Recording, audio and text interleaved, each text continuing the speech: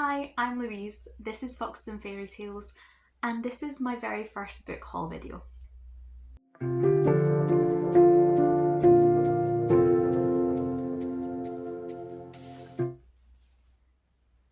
So this is the first book haul I have filmed since starting this channel. And the inspiration for filming it was just that I got a delivery today of the last batch of books that I ordered, and I currently don't have anything outstanding. So I thought this would maybe be a good time to rummage in my bookshelves, find the books that I kind of remember purchasing in the past couple of months, and just run through them with you. I've not decided whether or not book hauls are gonna be a regular part of this channel. I don't know that I read enough physical books to feel like it's worth it. I don't know that Kindle book hauls are that much fun to watch. So let me know what you think down below. I thought it was worth talking about these ones though because a lot of them are to do with my soon to be upcoming TBRs. So it's also a little bit of that as well. They're not just going to be sitting, hopefully they're not going to be sitting on a shelf. They are going to be relevant to kind of things that I have planned for the next couple of months. So with that being said, let's get into it.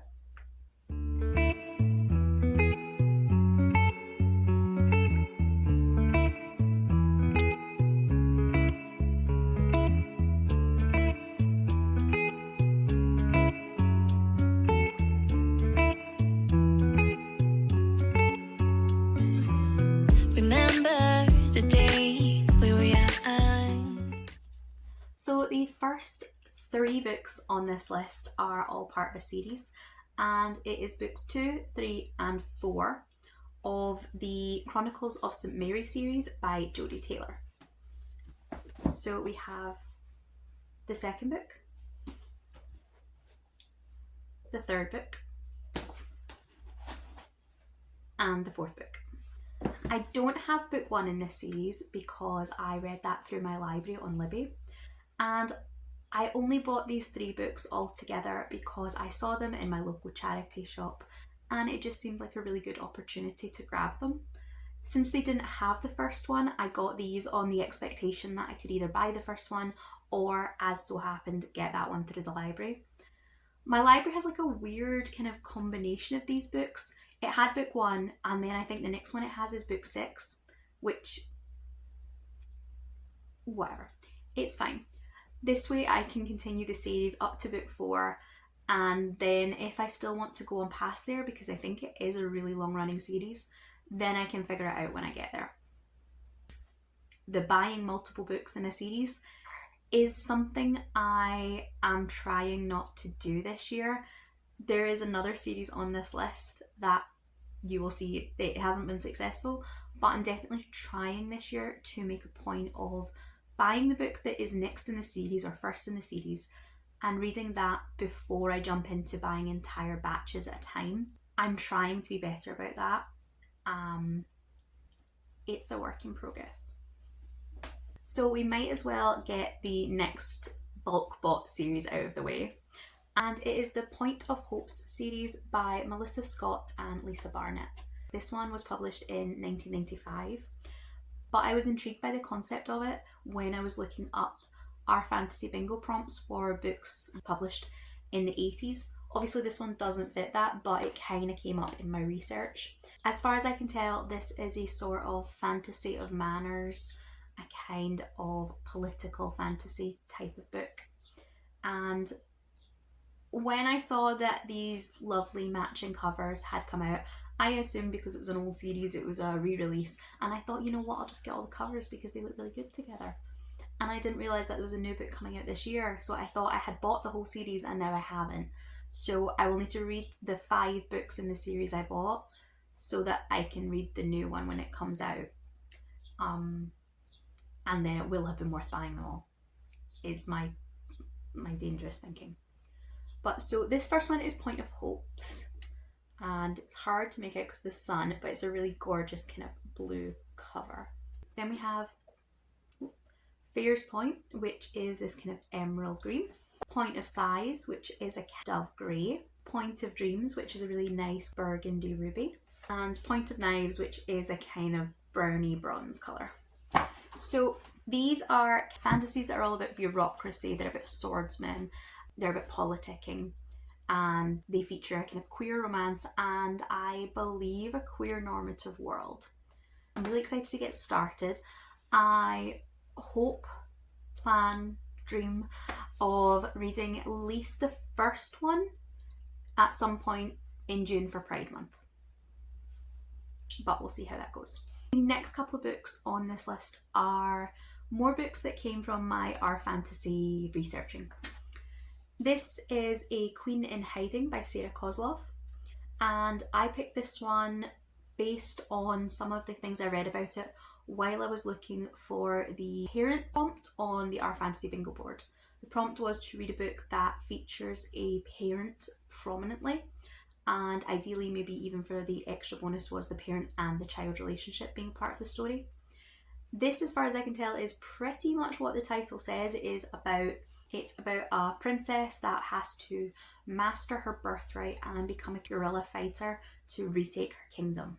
We're going to have kind of rebel fighters. There's going to be a very strong element of spirits and gods and magical powers coming through, and I think it's going to be really exciting. The political fantasy element should be quite strong in this, and that's something that I always really enjoy. This book is one I dithered over and made some choices. So this is The Hymn to Dionysus by Natasha Pulley, and I actually read an arc of this book, which will be, my kind of thoughts on that are going to be in a vlog that is coming to you soon. But I had the art and I loved it, so I knew I was going to pick up a physical copy. I think it's a book I would reread. I think it's a book I will get more from when I reread it, but I also just did want the shelf trophy. My debate was that the arc that I had was obviously the British edition, and that cover was gorgeous. That cover is lovely. It's a beautiful, beautiful cover. And I would have been happy to buy it. But then I saw this one, which is the American hardback. And it's even more stunning. And this one did cost me significantly more to get shipped over, but I had to have it. Another product of my R Fantasy bingo boarding was for the prompt about, I think originally the prompt was about cozy fantasy, and then also there was a free space, and I decided for that free space to use a kind of mundane jobs. So I was looking at kind of like political books with lots of admin in them, if that makes sense. Kind of the bureaucracy that's mentioned in Point of Hope, I think, will kind of come under that. But I was also thinking like things along the lines of Goblin Emperor, and quite a lot of that is to do with the actual running of the kingdom, the politics, the dull day-to-day admin of how you manage your empire. And I love those kind of books that go into the nitty-gritty of the humdrum aspects of running something so fantastical. So one of the books I found in my research was The Hands of the Emperor by Victoria Goddard. This is about Kylophor, who is the personal secretary to the Grand Emperor, the Sun on Earth. And they have never spoken, they have never touched. He takes care of the Emperor's day-to-day life. And then one day Kylophor invites the Sun on Earth home to his little home province for a holiday. So it's going to be very mundane fantasy, cozy fantasy, kind of mundane jobs, politicking, nitty gritty, that sort of thing. The reason I've not held it up yet is because it is an utter beast of a book. Even holding it up, I don't think you can appreciate how big and how heavy this hardback is. It's about 900 pages, which probably isn't the biggest book I've ever read, but it's just weirdly heavy, and the writing is really, really densely packed on each of the pages, and it's a tall, big hardback, and it's just really, really heavy. So I bought this as a hardback, much like with all the other books I've mentioned, that I thought, I'm gonna love this book, I'm gonna adore it, I should have a hard copy to treasure forever. But I did not entirely think through the fact that this is going to be a nightmare to physically read. I don't think it's available on audiobook. but I suspect I will end up buying a second copy for my e-reader. Because big books like this, in one sense, physically, they're easier to read on an e-reader. They just, 100 times they are. But I don't know whether I read them faster when I read them physically, because I do get more of a sense of achievement or satisfaction seeing those actual pages tick by that you just don't get from that percentage on your e-reader. You just don't. I love seeing my bookmark move through the book itself. So I am a little unsure about how I will be physically reading this one, but I would love to say I would love to read it soon, but it's such a brick that I don't know when I'm going to get to it. I think I might have to pick a month where there are no readathons and no challenges, and just sort of mentally make this my, my project for at least a week, and then see how I'm getting on. So yeah, this is probably going to be like my biggest project read of the year, but I do just, it sounds like the perfect book for me. I might just need to think of it as a trilogy and maybe find a way to pace myself through it. We'll see.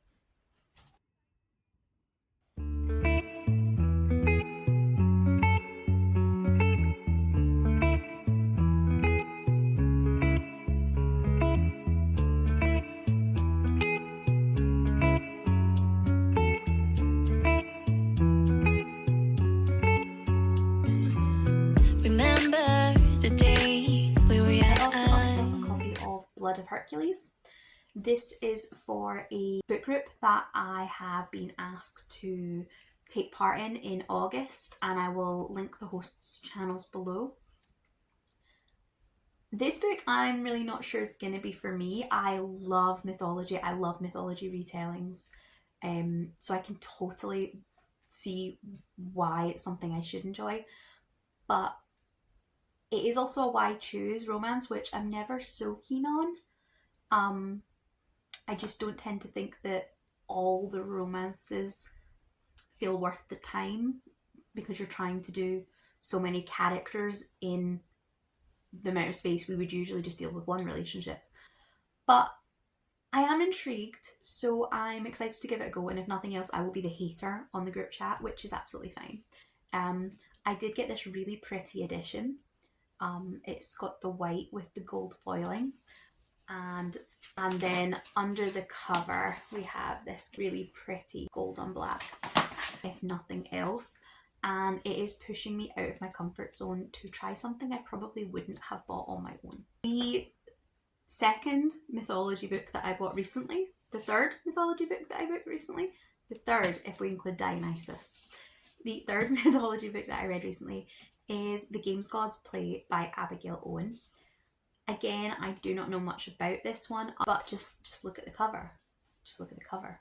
So this seems to fall maybe somewhere between your traditional Greek mythology and Blood of Olympus. So in this one, our protagonist has been chosen to be the mortal representative of Hades in a competition the gods hold, where the winner is the new kind of king or lord or whatever of Olympus.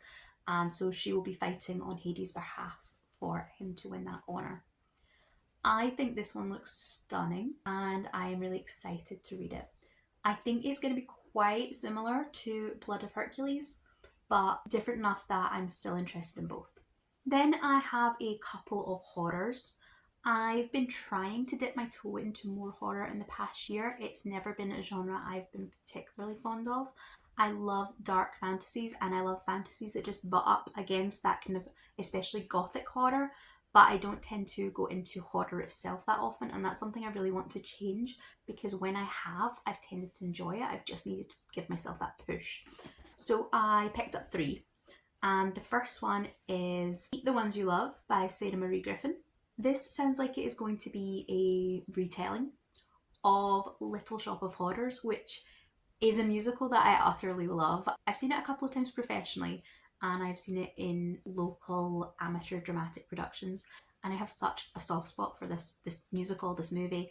So I'm really hoping that this is going to be something that I'm just going to love. I think that it will push me past my comfort zone, but that the Little Shop of Horrors angle will give me the hold I need.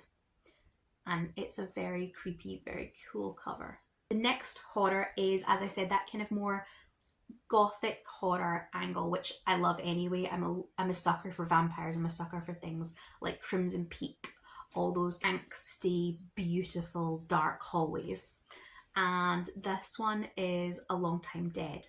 This is a sapphic vampire story that is pitched as being as sexy as it is scary.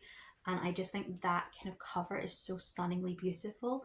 It has a real kind of, I don't know, is it 80s kind of vibe to it? It's gorgeous. It sounds like it's going to be really action packed, as well as all the vampires. We apparently have pirates and operas and lots of wild parties. So I think this one is going to be a really crazy ride, and I'm excited to read it. And my last horror is probably the one that I feel is the most outside my own comfort zone. It's the one that I have the least kind of, I don't want to say the least interest in, but it's the one that I have the kind of, I don't see the connection maybe to stuff I would already be picking up. I was looking for something that would fit a Prideopoly square, and this just looked like a really nice solution. This is The Honeys by Ryan Lasala, and I think it is more of a thriller than a horror, but I also don't really read thrillers, so either way it works. Cozy mysteries, gothic horror, but that kind of swath in the middle of horrors and thrillers I tend to stay away from. But I think this one looks like it could be something that would interest me enough to dip my toe into the genre. And then the home stretch, I have 2 graphic novels. It is going to be the Amazing Readathon in June, and I was looking for some things that I could read during Face Off weekend. Short stories and graphic novels are definitely rewarded by the game. So I went to my library and I picked up a whole batch of graphic novels just because they looked fun. And then I picked up these 2 when I was shopping for kind of similar reasons. The first one is a Babysitters Club graphic novel. I can't remember who, but I saw someone talking in a YouTube video about working their way through the Babysitters Club novels. Similarly, this just seemed like a really good short graphic novel, and it is Clue, which I love the movie Clue, I love Cluedo the game, I love mysteries in general, and again, I'm hoping this is a standalone, but if it's not, that's fine. I'm not sure whether this follows the film with Tim Curry or whether this is completely its own thing, but I think again it'll be a fun thing to throw in to an otherwise really busy readathon with something quite light and short to break things up. So that is my kind of recent haul.